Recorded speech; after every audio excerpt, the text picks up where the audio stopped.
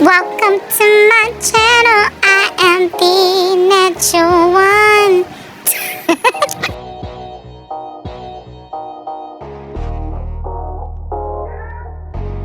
Hi guys, welcome to my channel. I'm the Natural One, and this is another corn grown in a milk crate update, you guys.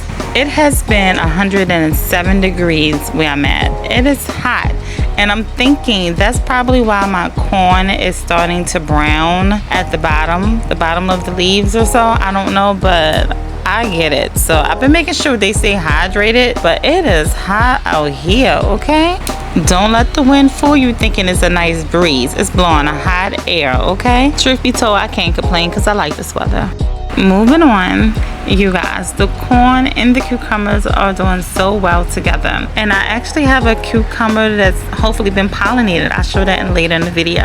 Leave a comment down below if you are having any success with cucumbers or corn. So I want to take the time out to thank all my subscribers for watching my videos and commenting, and I really appreciate it. You just don't know, you guys. Thank you so much.